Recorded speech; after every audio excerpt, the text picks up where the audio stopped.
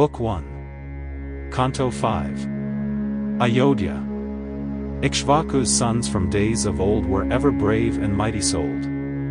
The land their arms had made their own was bounded by the sea alone. Their holy works have won them praise, through countless years, from Manu's days. Their ancient sire was Sagar, he whose high command dug out the sea, with 60,000 sons to throng around him as he marched along. From them this glorious tale proceeds, the great Ramayan tells their deeds. This noble song whose lines contain lessons of duty, love, and gain, we too will now at length recite, while good men listen with delight. On Sarju's bank, of ample size, the happy realm of Kozal lies, with fertile length of fair champaign and flocks and herds and wealth of grain. There, famous in her old renown, Ayodhya stands, the royal town, in bygone ages built and planned by sainted Manu's princely hand. Imperial seat. Her walls extend 12 measured leagues from end to end, and 3 in width from side to side, with square and palace beautified. Her gates at even distance stand, her ample roads are wisely planned. Right glorious is her royal street where streams allay the dust and heat.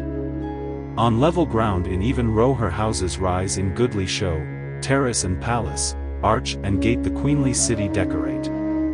High are her ramparts, strong and vast, by ways at even distance passed, with circling moat, both deep and wide, and store of weapons fortified.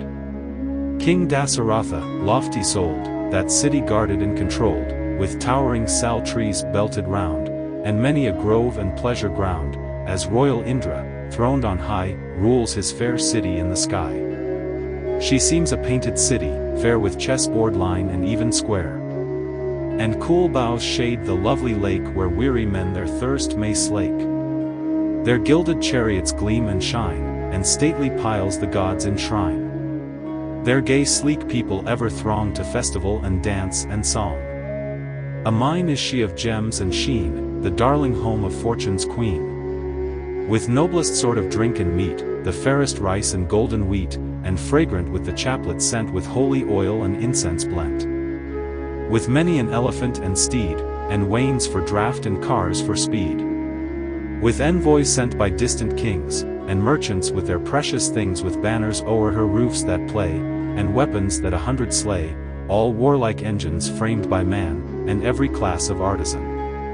A city rich beyond compare with bards and minstrels gathered there, and men and damsels who entrance the soul with play and song and dance.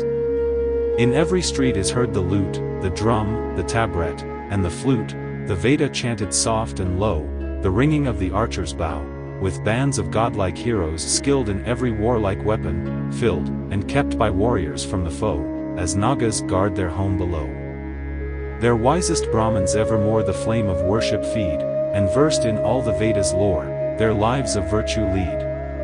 Truthful and pure, they freely give, they keep each sense controlled, and in their holy fervor live like the great saints of old.